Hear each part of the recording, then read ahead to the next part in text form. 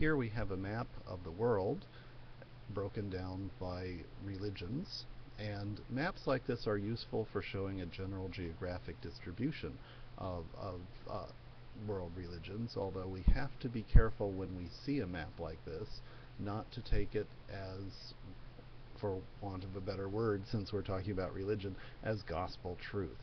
We can take a look over here in China, and if we look at our grid that shows us the color coding, it says Chinese religion. Well, what does that mean? As we study through world religions, we find out that they have a tradition of Confucianism, although in China officially they have no particular religion, and in fact for a long time have suppressed religion.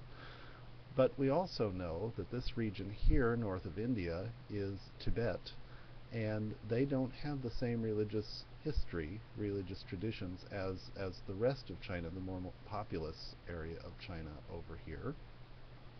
So it's worth keeping that in mind. Here we have Iran and Iraq next to each other, and they're both colored in as Shiite Islam, although we know from many of you probably know from personal experience that Iraq is not entirely a Shiite place. It's in fact a quite divided place.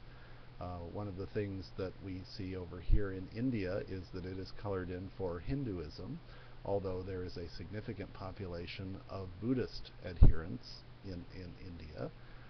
We can look at different countries like the United States, which is colored in for Protestant Christianity, although there are more Roman Catholics in the United States than there are Protestants of any particular denomination. So we have to again look at a map like this and understand that generalizations are being made, but why are these generalizations being made?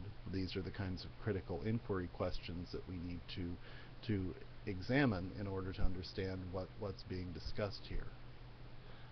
We can see in Africa there's quite a lot of religious diversity throughout the center.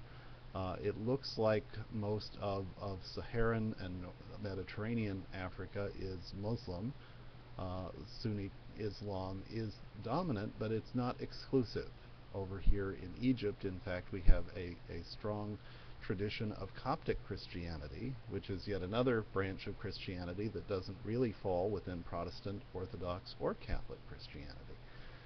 So again, we can see the limitations of a map such as this. The map is useful, but the map is a generalization, and whenever you have graphics like this, they are going to reduce the complexity. And one of the things that we do in our study is we try to figure out and unpack the different ideas. This gives us a good generalization, but we must always remember that this is a simplified version of what's out there, and there's always more diversity in the religious arena, whatever country we're looking at.